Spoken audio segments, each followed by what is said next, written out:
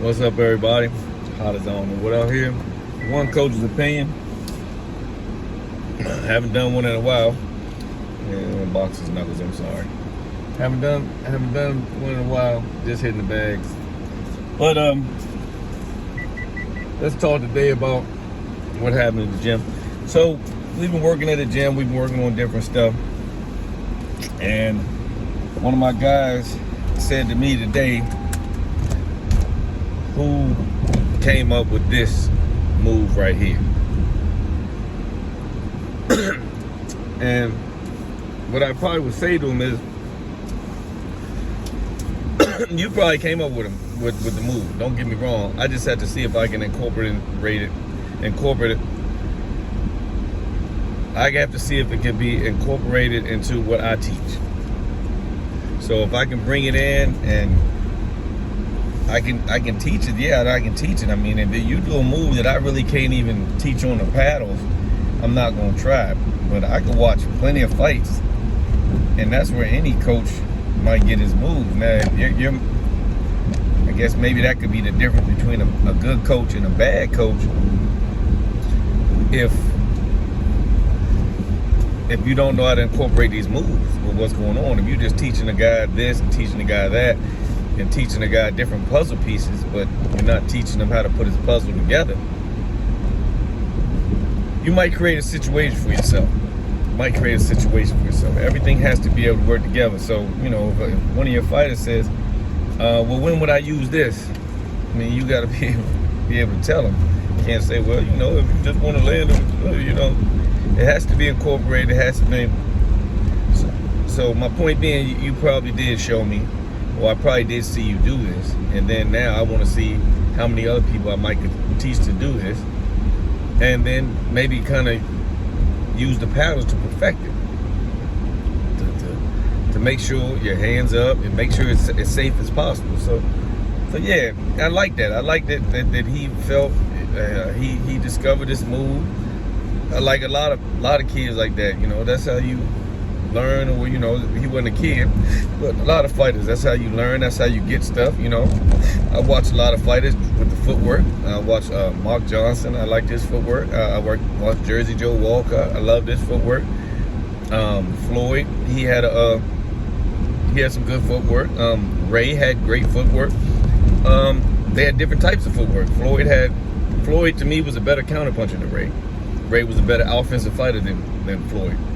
You know, Ray was not scared just to let his hands go and flurry to get a stoppage. You know what I'm saying? Rarely do you see Floyd just dropping his hands to get it. He's more of a counter puncher. He sits a little bit more in his movement. He squats a little bit forward. It's a different movement. You know what I'm saying? But I say this to say all coaches should be learning off other coaches and stuff like that, and building off stuff. If I come to your gym and you doing something that I like, I'm gonna tell you. I'm gonna take it. I'm gonna roll with it, and I would think you might do the same. Don't not do something because you saw me do it. That's ridiculous. So, you know, we all grow together. You know what I'm saying? And it's just the coach's job to try to put it together with the offense we got, or it's the fighter's job to show during sparring that this can work. I can actually do this. Help me sharpen this up. I landed it a few times, but it didn't work in this way. Or he might say, I'm landing this like, and then you just really got to polish it a little bit for him. If that, maybe not. Maybe he's landed real good. So, and another thing I want to say to all you fighters out there, stop learning defense in sparring.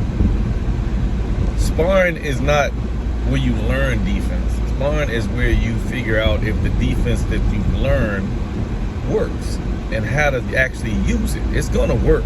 If you have a good coach and he teaches you to roll and slip, it's just up to you to know when to roll, when to slip, but it does work. Rolling under a hook will work. Catching a hook will work.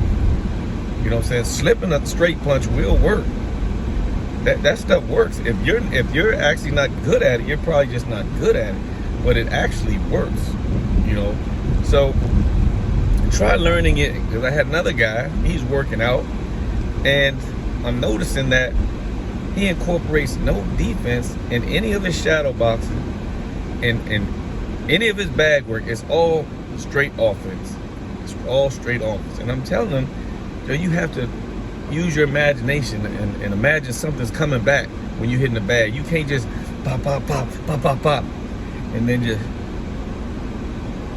until it's time. Because you've never sparred and pop, pop, pop, pop, pop, pop, pop, pop, and then was able just to, not if you sparred at a good level. And I don't care what level we're on right here. If you're sparring guys that allow you just to hit them and then gracefully walk around them while they recover, I'm not sure how good the sparring is for you. Or maybe you just that sharp of a guy. I don't want to say that. People like, oh no, my God, sharp.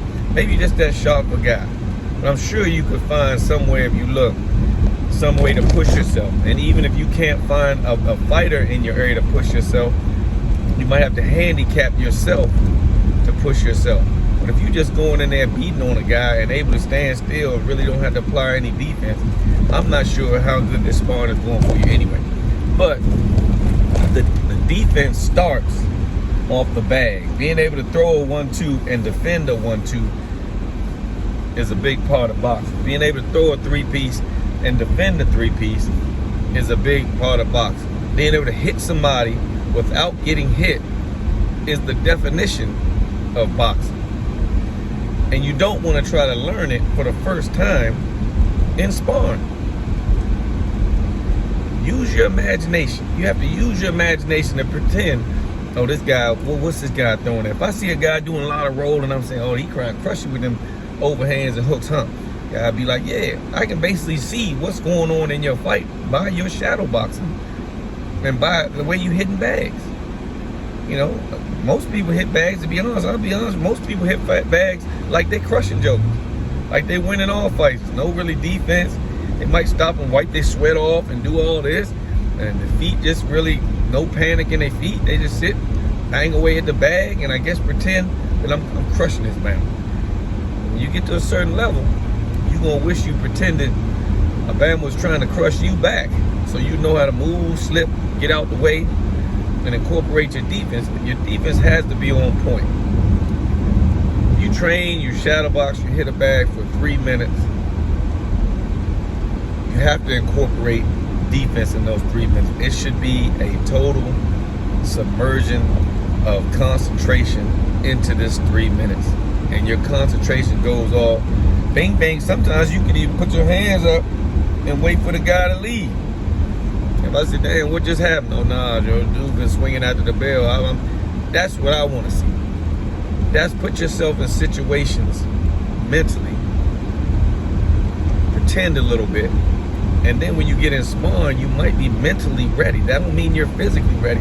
Might be you're mentally ready to get this task done. If you practice trying to miss a punch, and then you get in sparring and practice trying to miss the actual punch, that's what boxing is about. That's what learning is about. Not getting in sparring and say, man, oh, I got hit with way too many right hands. I got to do something about that. If that's what you're saying, I should see that in the bag. The next time I see you on the bag, I should see you slipping. I should see you slipping. If somebody throwing right hands, I should see you slipping to your left. You know what I'm saying? I should see more. Instead, I'll just see the same person just finish sparring, just get hit 1,000 times, and still not even work on what they were getting hit with. They're too busy punching. They're too busy punching. I've always said this, and I'm going to end it with this. If you go to the gym and do the same stuff every day, because some of you guys are sparring, are working out just to finish. I did my 8 rounds. I did 3 rounds on the bag. I ran. I did this. I did. What else, coach? Okay, I'm gone. Work on your weakness. Even if I have a certain amount of things I need you to do, when you get your chance, work on your weakness. If your weakness is your cross, then work on your landing your cross.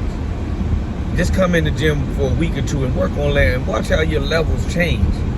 But if you work a little bit, you'll get a little bit better every day. A little bit better, I promise you. When you come to the gym, you might get a little that's still might. You just got a routine and you just work your way through the bag just till you grab your bag, I'm gone. Maybe not. But if you try to fix your problems I guarantee your level goes up way higher than you coming in every day and trying to maybe overshadow the fact that you can't slip punches by throwing punches. Because I don't think that's going to work for you all the time. Defense is super important in what we do.